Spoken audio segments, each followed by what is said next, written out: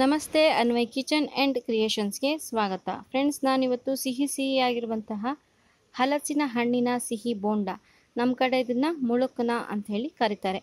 ಈ ಸ್ವೀಟ್ನ ಬೋಂಡವನ್ನು ಹೇಗೆ ಮಾಡೋದು ಅಂತ ನಾನು ಇವತ್ತು ನಿಮ್ಮ ಜೊತೆ ಶೇರ್ ಮಾಡ್ತಾ ಇದ್ದೀನಿ. ಇದನ್ನ ಹೇಗೆ ಮಾಡೋದು ಅಂತ ನೋಡ್ಕೊಂಬರೋಣ. ವಿಡಿಯೋ ನೋಡೋದಕ್ಕೂ ಮುಂಚೆ ನೀವಿನ್ನೂ ನನ್ನ ಚಾನಲ್ಗೆ ಸಬ್ಸ್ಕ್ರೈಬ್ ಮಾಡ್ಕೊಂಡಿಲ್ಲ ಅಂದರೆ ಪ್ಲೀಸ್ ಸಬ್ಸ್ಕ್ರೈಬ್ ಮಾಡ್ಕೊಳ್ಳಿ.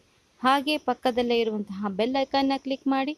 ಹಾಗೆ ಮಾಡೋದ್ರಿಂದ ನಾನು ಯಾವುದೇ ಹೊಸ ವಿಡಿಯೋ ಅಪ್ಲೋಡ್ ಮಾಡಿದ್ರೂ ನೀವೇ ಮೊದಲು ನೋಡ್ಬೋದು. ಇವಾಗ ಹೇಗೆ ಮಾಡೋದು ನೋಡೋಣ.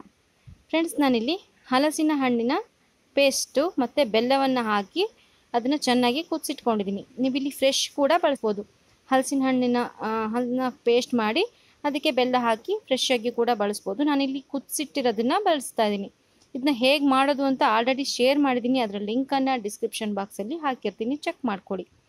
ಈ ಹಲಸಿನ ಹಣ್ಣು ಮತ್ತು ಬೆಲ್ಲ ಮಿಶ್ರಣವಾಗಿ ಕುದಿಸಿದೀವಲ್ವ, ಅದಕ್ಕೆ ನಾನಿಲ್ಲಿ ಒಂದು ದೊಡ್ಡ ಕಪ್ಪು ಅಷ್ಟಾಗಷ್ಟು ಗೋಧಿ ಹಿಟ್ಟನ್ನು ಹಾಕಿ ಮಿಕ್ಸ್ ಮಾಡ್ತಾ ಇದ್ದೀನಿ. ನಾನು ಈ ಹಲಸಿನ ಹಣ್ಣಿನ ಪೇಸ್ಟ್ ಮತ್ತು ಬೆಲ್ಲಕ್ಕೆ ಆಲ್ರೆಡಿ ಉಪ್ಪನ್ನು ಕೂಡ ಸೇರಿಸ್ಕೊಂಡಿದ್ದೀನಿ.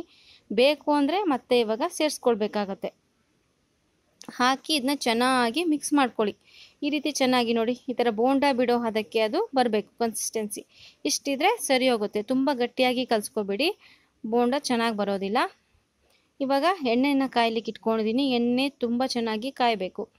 ಎಣ್ಣೆ ಚೆನ್ನಾಗಿ ಕಾದ ಮೇಲೆ ನಾವು ಇದನ್ನ ಚಿಕ್ಕ ಚಿಕ್ಕ ಒಂದು ಉಂಡೆಗಳ ಥರ ಇದನ್ನ ಬಿಟ್ಕೊಂಡು, ಇದಕ್ಕೆ ಯಾವುದೇ ರೀತಿ ಶೇಪ್ ಇರೋದಿಲ್ಲ. ನೀವು ಶೇಪ್ ಬೇಕಿದ್ರೆ ಕೊಡ್ಬೋದು. ಈ ಥರ ಸುಮ್ಮನೆ ಪಕೋಡ ಬಿಡ್ತೀವಲ್ವ ನಾವು, ಆ ರೀತಿ ಬಿಟ್ಕೊಂಡು ಹೋದರೆ ಆಯಿತು.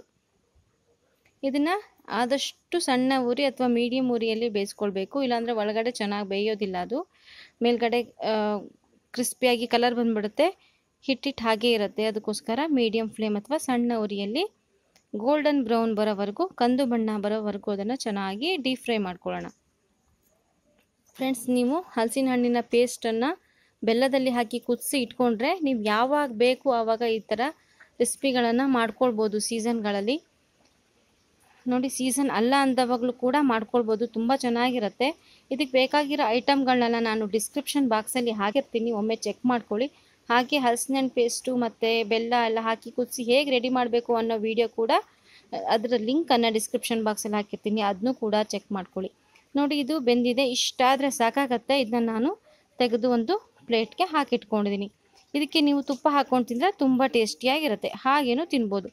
ಒಮ್ಮೆ ಈ ರೆಸಿಪಿಯನ್ನು ಟ್ರೈ ಮಾಡಿ ನೋಡಿ. ನಿಮಗೆ ಈ ವಿಡಿಯೋ ಇಷ್ಟ ಆದಲ್ಲಿ ಲೈಕ್ ಮಾಡಿ, ಶೇರ್ ಮಾಡಿ, ಕಾಮೆಂಟ್ ಮಾಡಿ. ಹಾಗೆ ನೀವಿನ್ನೂ ನನ್ನ ಚಾನಲ್ಗೆ ಸಬ್ಸ್ಕ್ರೈಬ್ ಮಾಡ್ಕೊಂಡಿಲ್ಲ ಅಂದರೆ ಸಬ್ಸ್ಕ್ರೈಬ್ ಮಾಡ್ಕೊಳ್ಳಿ.